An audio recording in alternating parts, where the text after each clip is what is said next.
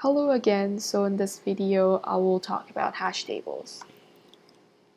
So hash table is originated because we're trying to access the element with an integer value, like indexing, like what happens in like array. We just like index via their index values, right? So we would like to keep that advantage of that list. So what happens here is that, let's say there's a cons, say like the key value is my name and the value part is let's say my address, phone number, and stuff. So the thing here is that the key value is in a string type, my name, so it cannot be directly mapped to the integer value. So what happened here is we use a hash function to handle that and map the string into the integer value, and we will be using that as a index key.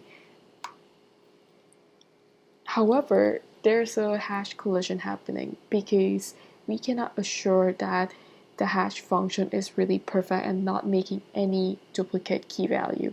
So what happened here is that we're going to handle the hash collision by doing separate chaining, open addressing, linear probing, and stuff.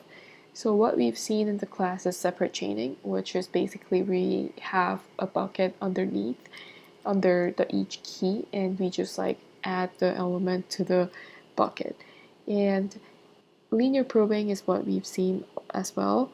We just use the next free bucket. That means if the key, like under the certain key, if it's occupied, we just go to the next element. If that is also occupied, we go to the next element, and so on.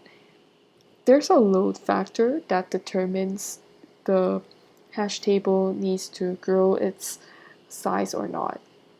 So it determines whether the hash table is too full or not. So the load factor is getting calculated by n divided by k, where n is number of dictionary elements and k is number of buckets. So the load factor for separate chaining is less than 2, and for linear probing is less than 0.75. Once the load factor goes above that, we need to consider performing a resizing. Resizing, which is basically we're going to grow the capacity of the hash table.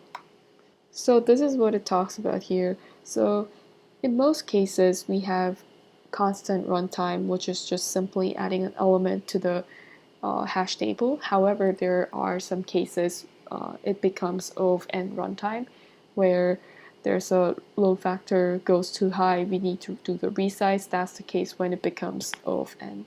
And this is another case that it's talking about, that lookup and insertion most likely to have an O of 1 runtime because we have the index value, the key to the hashed key to search up the element in a faster way. So the worst case is O of n when we need to iterate the bucket, or there's a linear probing has been done, so we have to keep going through the next element to search up the key value pair that we are looking for.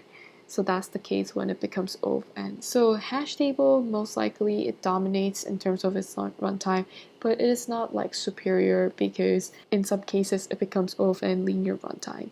So resizing happens when the load factor gets too high. So we have to rehash everything.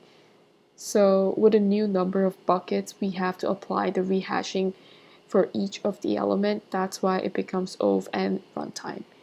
It's similar to copying the object, like doubling the vector size, but it's somewhat different because in this time we are not only copying the value but also rehashing everything. So that's pretty much it for hash tables. And in the next video, I'm going to talk about trees and graphs.